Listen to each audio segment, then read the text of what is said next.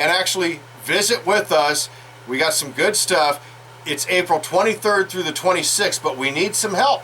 You know, we're all volunteers. Nobody makes a paycheck here. So the wall's going to be escorted tomorrow on the 19th.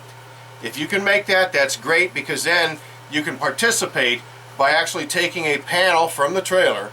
Now, this is kind of a reverent deal, all right? This is something special, something you don't get to do but maybe once in your lifetime. And you get to build the wall. It's like a 1/5 scale replica, isn't it, Glenn? Yeah, and it's absolutely wonderful, and it's an opportunity to view the wall and the names of those fallen veterans who are inscribed there, especially if you can't make it to Washington, D.C. Exactly. The thing is, on the 19th, the wall's going to be escorted. We're going to install it over there. The opening ceremony, which is also a special deal, and my understanding is that 2-star General-elect Nina Armagno from the 45th Space Wing is going to be the keynote speaker at the ceremony Monday evening, so you don't want to miss that. And then everything continues to get set up and gelled to where on the 23rd, this coming Thursday, we're open for business. And how much does it cost to go to the reunion, Glenn? It's pretty cheap. It's free. Free. Okay. Are you writing this stuff down, people? I sure hope so. It's free. The entertainment is free. There's lots of vendors, lots of things to see and do. And the neat thing is, it is a reunion. Absolutely. It started off being for Vietnam veterans, and now it's for all veterans. And I'm happy to say I've seen many Iraq and Afghanistan veterans and veterans from other places who may not have been deployed to a war zone, but that's okay. They're all welcome. And Garen, do you think they're going to have a raffle for a Harley again? Well, I don't know what all the attraction is with the VVB and how they're going to raise funds. I know that sometimes we've had that. What I do know is the music has been changed up. It's been freshened. We've got a lot of activities. Like I said, the wall is there, and it's not going to be like last year, okay? People come from as far away as Alaska and Maine and Tennessee and Texas because it's a reunion. You get to come in and commiserate with your fellows, your brothers and sisters in arms, and you sit out there in the bowl and you listen to great music. There's always neat things that are happening. Oh, yeah. And they haven't revealed that, but I will say the schedule looks pretty full to me. I'm seeing things like at 6 o'clock Monday. That's the presentation of the wreaths. If you haven't been there for that, very interesting. And again, it's kind of a reverent event. Opening ceremonies at the wall at 7 p.m. That's Monday. All right, you can escort the wall starting at 10 a.m. tomorrow, Sunday. And folks, I know we have listeners all over the world and throughout the country. We're talking about this event that's happening right here in Brevard County at Wickham Park. But that wall travels. Oh, yeah. The VVB has rent it out to Yep. other places. When they first got the wall here, it was just their wall, stay here. Of course, it wasn't put together all the time, but it was kept here. And then they bought a truck and a trailer and all the necessary things to travel that wall, and they travel it to places all over the United States. So if you are inclined, you can go to Vietnam and All Veterans Reunion website, or just Google VVB of Brevard and find out what the schedule is, because it is a traveling wall. So it may be coming. I'm not sure. I should have printed the schedule. I don't know. It could. And if we have Greg Welsh, if you're out there listening, brother, give us a call. We're waiting. But because he manages the moving wall. Okay. And the neat thing is, it could be coming to a town near you. Yeah, in the future, and it could be the very near future.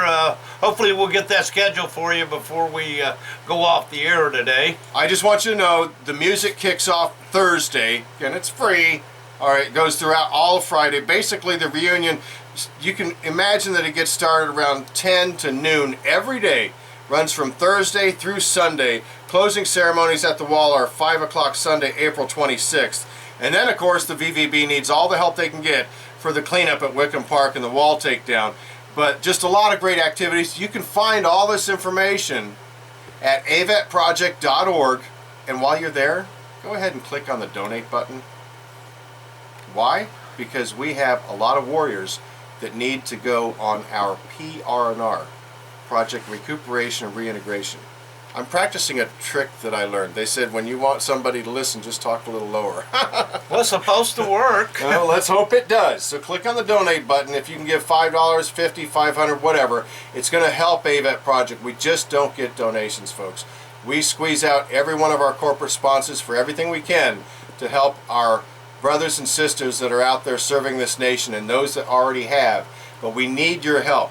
We need your help for all the activities we're talking about. We need you to come out to this free event called the VVB Reunion. And listen, we need volunteers to man the booth. Great way to get involved. We got to start living life beyond that bumper sticker, Glenn. I support the troops. Exactly. Need involvement financially if you can, your body if not. You know, we're always looking for volunteers for an incredibly busy schedule that AVET keeps up, and all of that helps both the active duty and retired and veterans who served our country. And I wanted to add my little 2 cents there about donations. If you donate to these big people online, I mean on through the TV, that's wonderful, and thank you.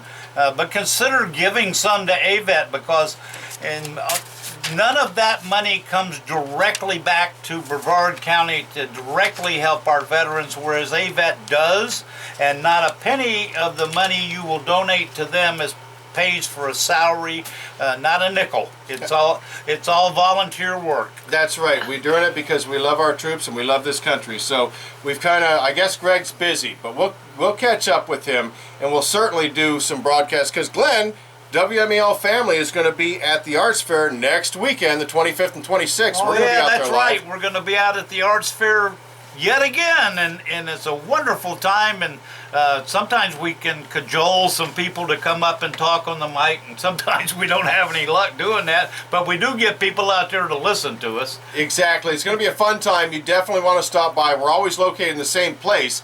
The broadcast booth is set up right down there by the railroad tracks in, I guess, Old Town Melbourne, right? Yeah, I think that's what you call it. Yeah, Old Town Melbourne, and it's cool. They've got a lot of restaurants and shops out there. Of course, you'll have at least 100 booths out there with various types of artistic stuff for sale. It's not just art per se, because when you say art, you usually think of a picture on the wall or something, but they have sculptures and all kinds of things out there. Exactly. So stop by. Okay, you're going to be listening on the radio. That's great. But stop by the booth. We're going to be broadcasting live American Warrior Radio next Saturday from the Melbourne Arts Fair. And I have to tell you, just real quick, because we've got an exciting in-studio guest that I can't wait to get to. She's a wonderful woman. I want to let you all know something else. And this is something else you need to mark down your calendar. So much coming up. On May 16th, who do we have on the radio with American Warrior Radio? Retired Brigadier General from the Air Force, Allison Hickey, who's the VA Undersecretary for Benefits, and that ought to be a very informative discussion with her about all types of benefits and where the VA is and where they're going, and how are they doing in catching up. In the radio business, it's called a good get. In other words, you got a good interview coming up with Allison Hickey, the Undersecretary for Benefits with the VA. This is the second highest person within the Veterans Administration, Glenn. Exactly, and covers all the VA benefit programs, all the disability benefit programs, and the others. Not all the VA programs are specifically geared to disabilities. In particular is the education program. Exactly, so you don't want to miss that. That's May 16th, Armed Forces Day. Now, on the 17th, again, I mentioned Kids on the Water. If I could find my paperwork here. Oh, well, I can't. Kids on the Water is a great big event through Brevard Parks and Recreation. Okay, May 17th, 10 a.m. to 3 p.m. at Wickham Park. Now, we're going to be teaching kids fishing fundamentals, water safety, a whole lot of cool stuff. And we are hoping that our in-studio guest right now, affectionately referred to as the Shrimp Lady, Captain Lee Noga, welcome. Thank you for joining us on American Warrior Radio. Thank you for having me. Well, it's such a pleasure, and you're here in uniform. And I know. all the episodes go up on YouTube, everyone, so be able to check her out. up there in the big lights. We're making you famous today. Oh my gosh, thank you. It's an now- honor to be here. Well, thank you. Thank you for letting us take a few minutes out of your day to share with our listeners. Give us a little background, a little bio. Where were you born and raised? I was born and raised in Los Angeles and ended up in Washington, D.C. and Maryland. And I joined the Navy right in high school. And I did 10 years. And unfortunately, my career was cut short. And I'm now a 100% disabled veteran. Well, thank you for your service. What was your rating? What did you do in the Navy?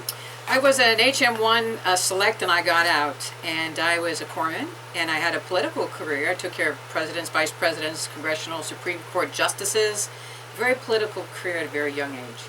Oh, I guess so. And Glenn, we talk about that. Our young people that we're bringing into the service have some incredible responsibilities. I know, and when we say young, we're talking about at a very young age, because all of them look young to me anymore. Well, let me tell you what pressure is. I was 19 years old and we diagnosed Hubert Humphrey. I'm giving my age away here. I had Ed Muskie in one room and I had Hubert Humphrey in another. I had to draw his blood and he told me, so help me God if you missed. Well, let me tell you what. I didn't, but that was probably the most frightening, experience in the service for me. Well, I won't say that he was a knucklehead, but you came through. You showed that you're Navy He let me strong. know. He let me know, girl, if you miss this, it's going to cost you stripes. It was some pressure.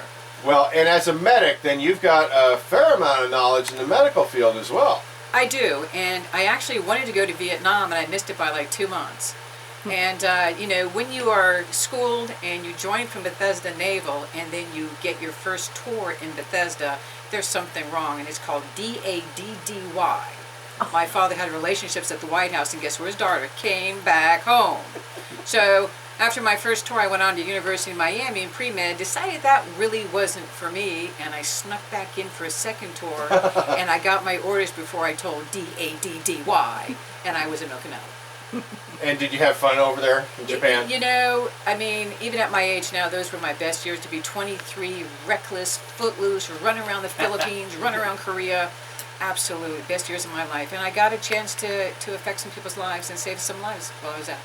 Outstanding. Now, so you mentioned that now you're a 100% disabled vet. Sorry to hear that, but at least, Thank you. Give us a little thumbnail sketch. How's the VA treated you throughout all this?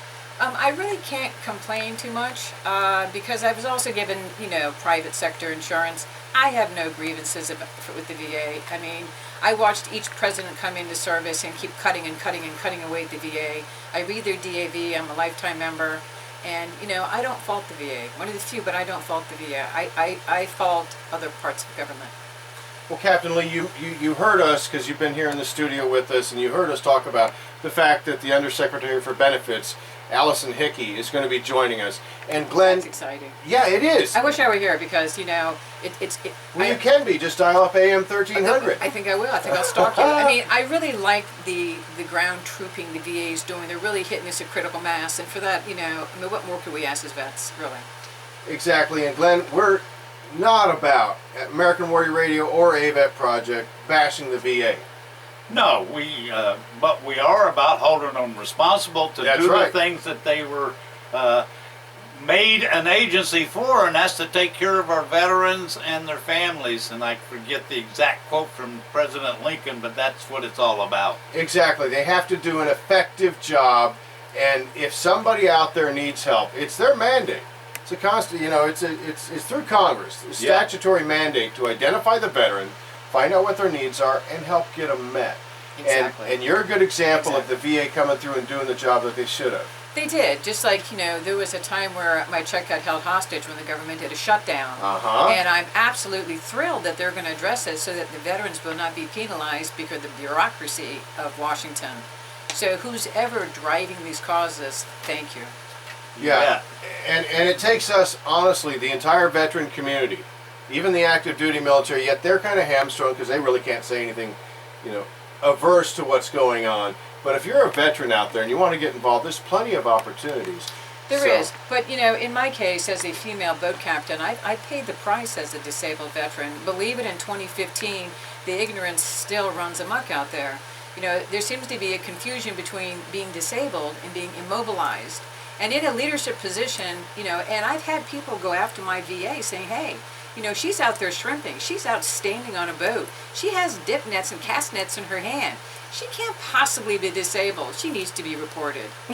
Yeah. And this has happened. I mean, in 2015, do you believe it? Well, this is the unfortunate part of our society. Somebody sees someone else that's, deriving a benefit that they've earned, and they're either jealous or I don't know what the screwy thing is, but never judge a book by its cover, people. Well, let me tell you, just recently I Please. opened up a Facebook group, and I was in another Mosquito Lagoon forum on Facebook, just reading what's going on.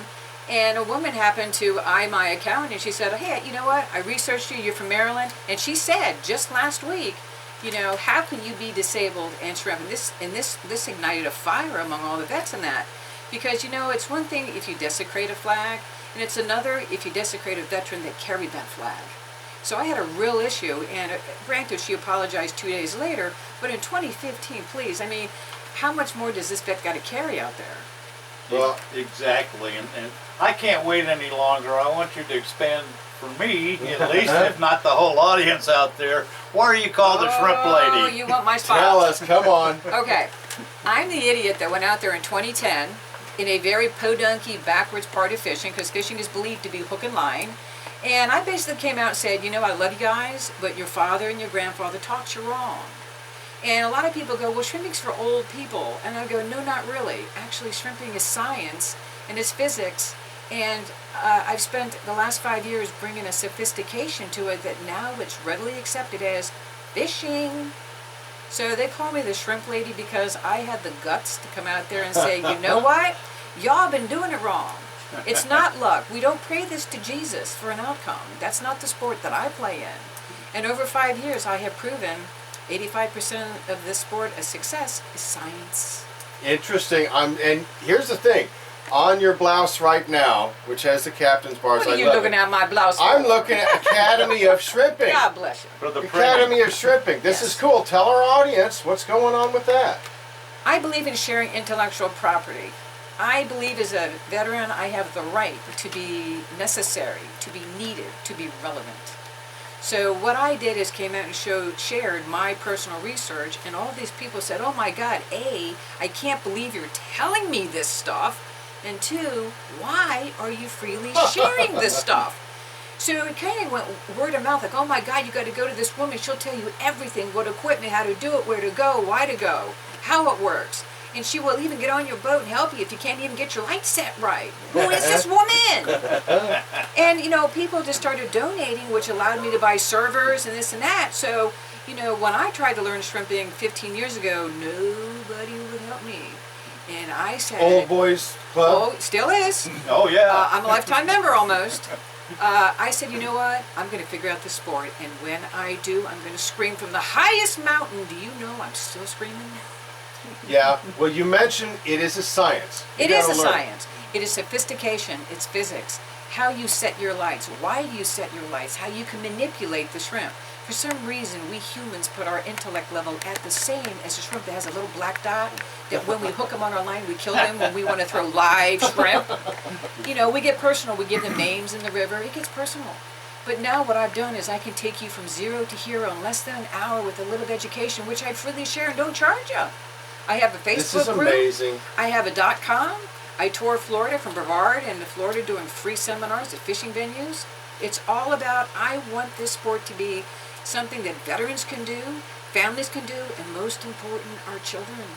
Well, share some details. You mentioned the Facebook page. What's the name of it? And also the website. It's Florida Shrimping Academy Tips and Tricks, and I literally build a relationship with you, one-on-one, ask me a question. Okay, Florida Shrimping Academy Tips and Tricks. On Facebook. A-N-D tricks or ampersand? What? Spell it out.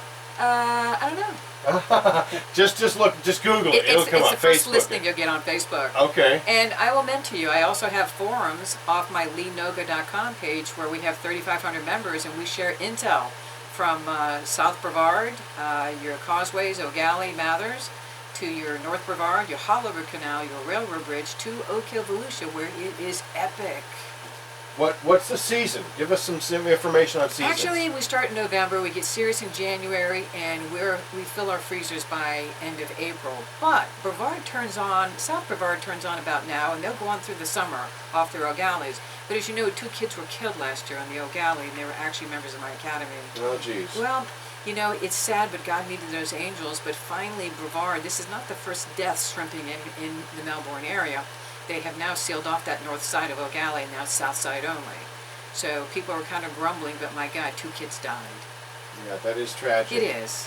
But, It you is. know, we're talking with the shrimp lady, Captain Lee The shrimp Noga. lady, you know, it's something everybody can do. You got a saltwater license, you have ethanol damage in your boat already, no better reason.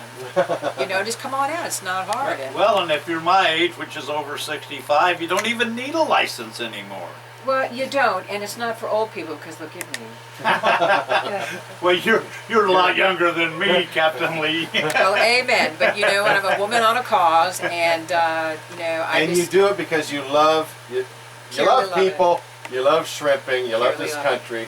All right, so that's Navy veteran, disabled woman veteran, entrepreneur, shrimp extraordinaire. I mean, there's nothing you don't know about shrimp, I'm guessing. Not yet. Because we met some time ago, and I was impressed at one of the Anglers for Conservation events. And God bless you for what you're doing out there. Thank you so much for your service to our country. Thank you for your service. Thank you for what you do, because you are the bridge between me and the rest of this world. God bless all of you. Well, thanks Thank again. you. We'll have you back on. I want to see you at Kids on the Water. This I'm is a coming. big event. All I'm right. warning you now. We're coming. It's going to be a blast, people. Mark your calendars right now. May 17th, 10 to 3 p.m. at Wickham Park. As always, man, I just don't understand where the time goes, Glenn. We I get know. these Blew right incredible by. guests and information in. And Greg Welsh, we'll talk to you next time. But, you know, VVB reunion coming up. Don't miss it. Wall gets escorted tomorrow. Glenn, we always have to cover this. If you're a veteran in crisis, even contemplating suicide, or a friend or a family member of a veteran in crisis, call the Veterans Crisis Line, 1-800-273-8255. Press 1 for veterans, 1-800-273-8255. Press 1, and again, it doesn't have to be the veteran that makes the call. It can be a friend or a family member. So honestly, if you're in crisis, you need to dial that number. Give them to it one more time. 1-800-273-8255. Press 1. And as always, don't forget, think of that.